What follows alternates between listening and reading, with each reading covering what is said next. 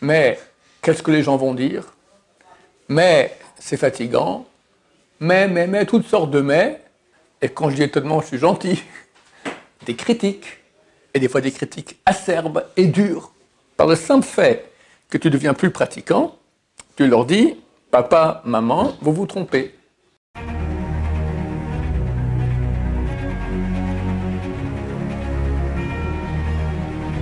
Ce jour est dédié pour la guérison complète et rapide de Mireille Rivka Batsara Bezrat Hashem. Alors, la question de Nissim. Comment on fait des choix dans sa vie, tout en respectant la Torah, comment on fait pour... D'après la Torah, comment faire des bons choix? C'est ça? Quelle est la méthode? La méthode non-Torah, c'est faire ce qu'on a envie.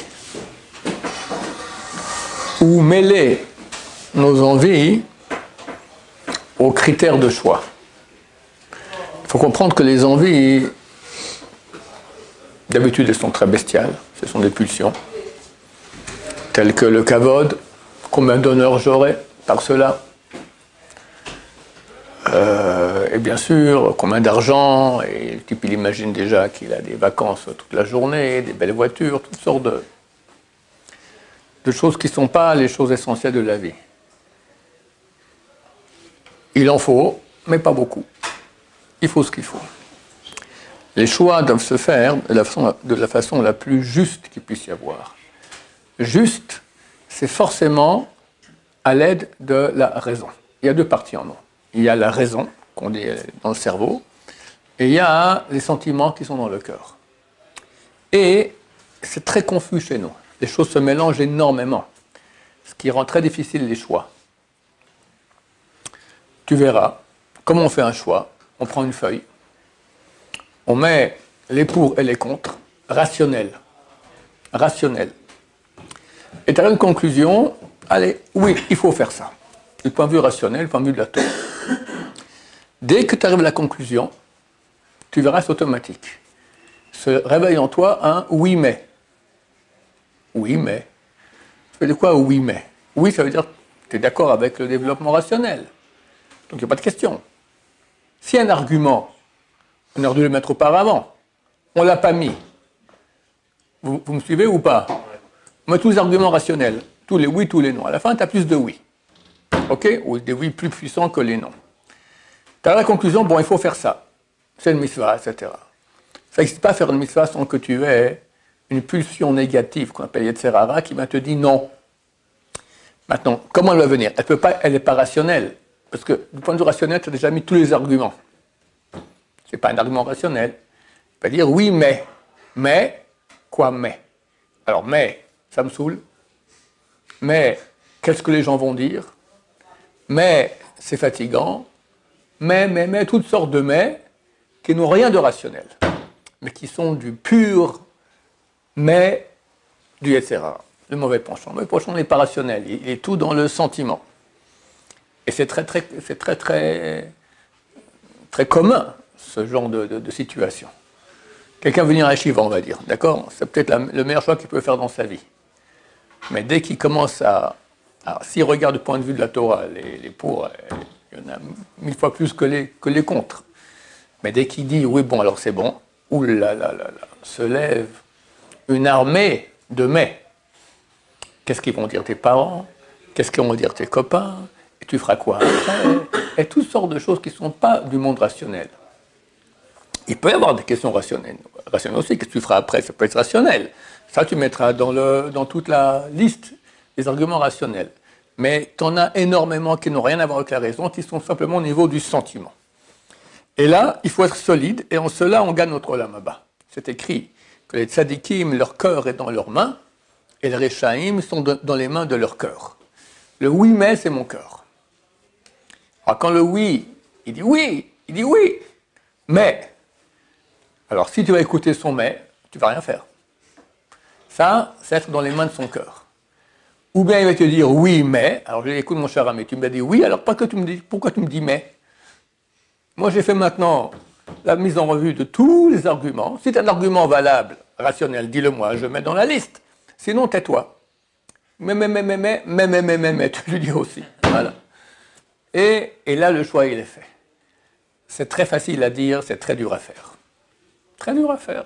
Parce que Dieu a voulu nous donner du mérite, un libre arbitre, et donc il a créé des pulsions qui vont contre les choix positifs. Et plus la mitzvah qu'on va faire elle est importante, plus le mauvais penchant qui nous pousse à ne pas la faire, il est grand.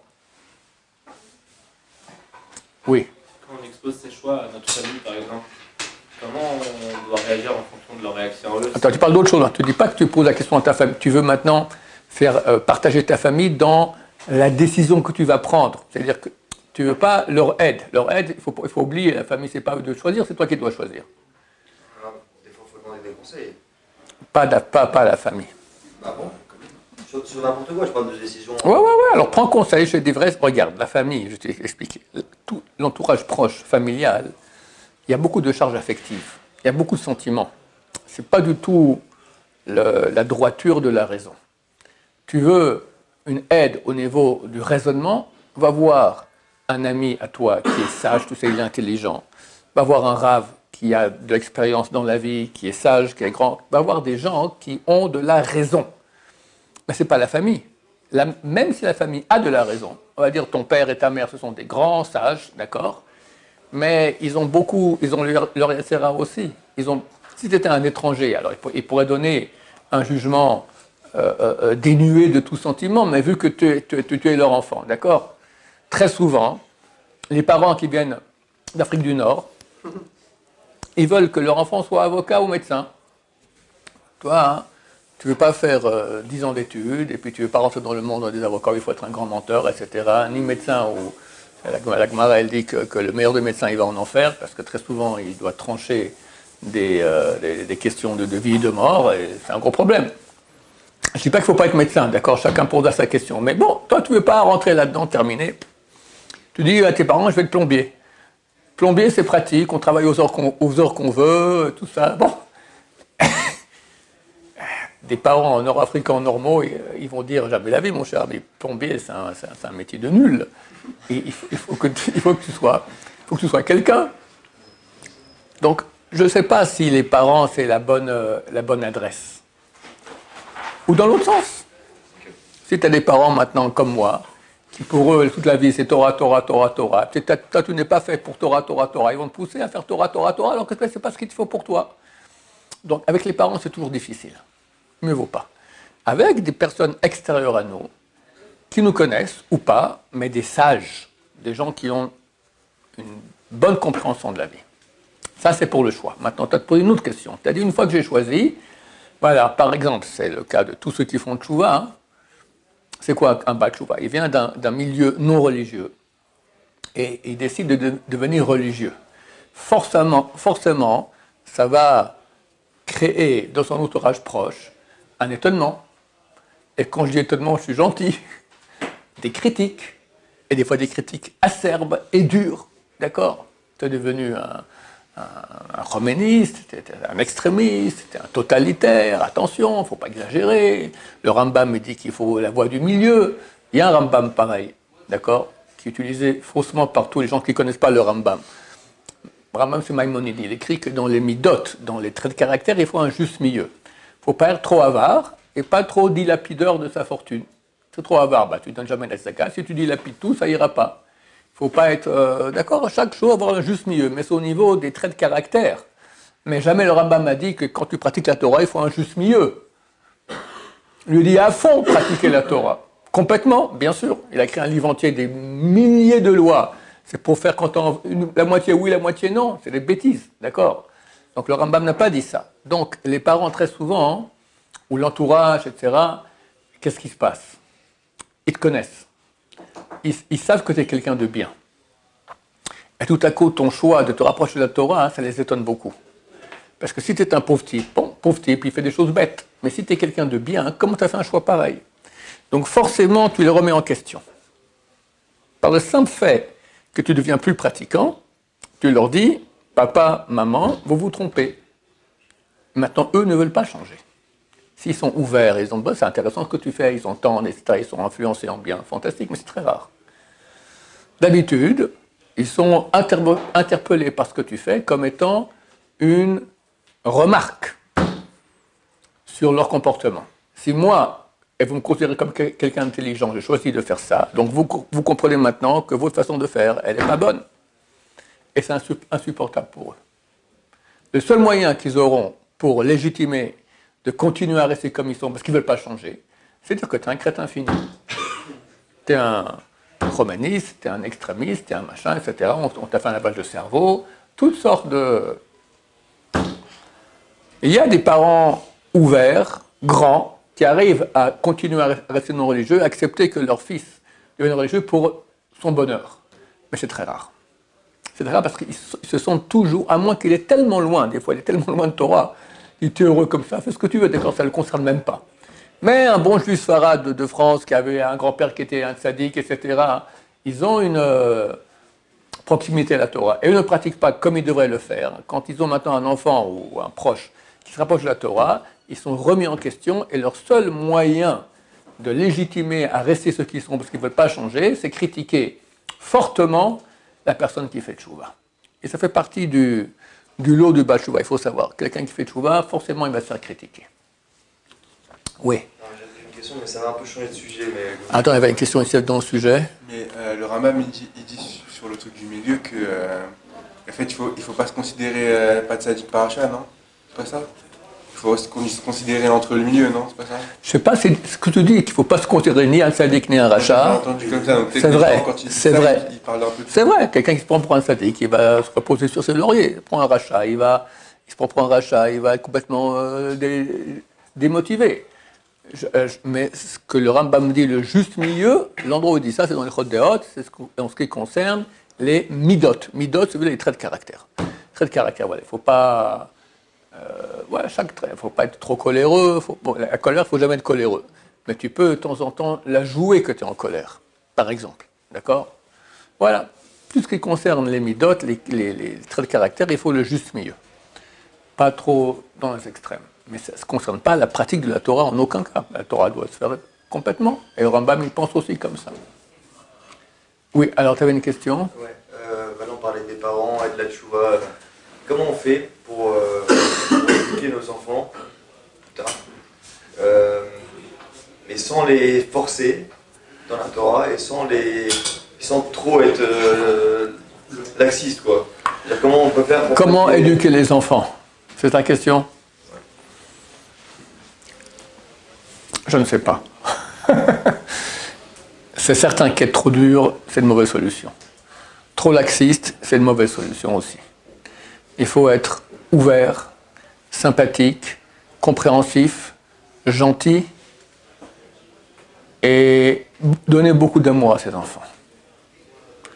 Quand les enfants comprennent que les parents les aiment, alors beaucoup de choses ils ne feront pas par amour des parents.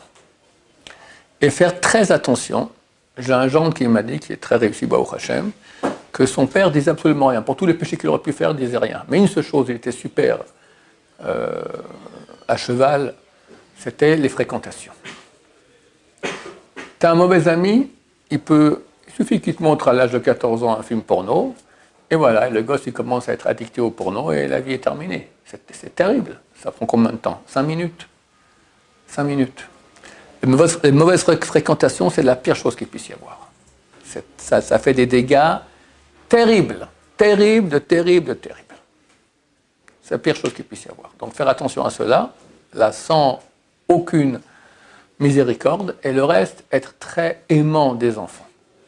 Et bien sûr, étudier avec eux, sympathique, voilà, être le moins casse-pied possible. Parce que la Torah, elle exige beaucoup de choses. Mais si tu vas tout exiger de ton fils alors qu'il est encore tout petit, il va péter un câble. Et c'est courant chez les Baalei Tchouva. Les Baalei Tchouva sont très entiers dans leur tchouva. Chez eux, il n'y a pas les demi-mesures.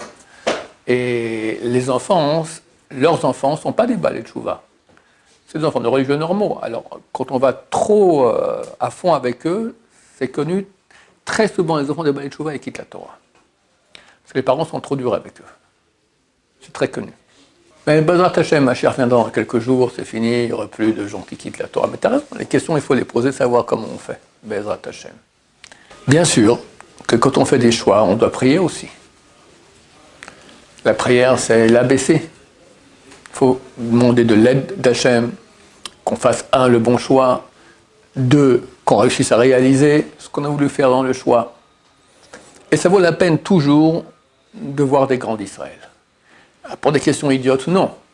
Mais il y a une notion pareille qui s'appelle les grands d'Israël. Ce sont des gens qui sont très très hauts spirituellement, très proches de Dieu, et pour cette raison-là, ils ne se trompent pas. La Torah nous dit, chaque fois qu'on aura une question, il faudrait aller voir les juges en génération, et tu ne bougeras pas de ce qu'ils te diront, ni à gauche ni à droite. Pourquoi c'est marqué ni à gauche ni à droite? Il s'agirait, les Rachid le ramènent, ils ont dit, même sur la droite il te dit gauche, même sur la gauche il te dit droite. Des fois, tu as l'impression que c'est vraiment tordu ce qu'il t'a dit. Mais c'est un grand d'Israël. Je parle des vrais grands d'Israël, d'accord? Pas de discussion. C'est des gens qui sont d'un niveau tellement haut, qui savent tellement bien, ils ont tellement d'expérience aussi. Parce que ce n'est pas le premier qui vient poser une question pareille. Ils en ont eu des milliers. Donc ils connaissent la vie. Ils connaissent la vie. Il y avait des rabbinim, c'était connu, ils avaient une intelligence de vie. Le Rav Steinman, c'était connu. Dans tout, on lui posait des questions, mais il avait un œil, comme ça, phénoménal. Donc ça vaut la peine, si on peut aller voir des grands de Torah, pour poser des questions, pour tout, hein, pour tout. La fila, c'est après, on fait la liste sur la feuille. Je n'ai pas compris. Là, on parlait d'une liste sur la feuille avant la réunion. Bah, tu peux aussi, avant de faire la liste aussi, faire la fila, prier. Tu demandes à Dieu qu'il t'aide. Ouais, bien sûr. La prière pour tout, de toute façon. La prière, c'est jamais. Ça n'existe pas une prière qui n'aide pas. Toute prière aide. Et surtout, c'est pour faire le bien, ce qui est juste, ce qui est droit. C'est certain que Dieu va t'aider beaucoup plus. Ok, Béat Hachem, que Dieu nous aide à ne pas faire d'erreurs dans nos vies. Et très bientôt, Béat Hachem, qu'on ait le grand dévoilement de la vérité et qu'on puisse tous adhérer à Hachem de façon totale. Amen, va Amen.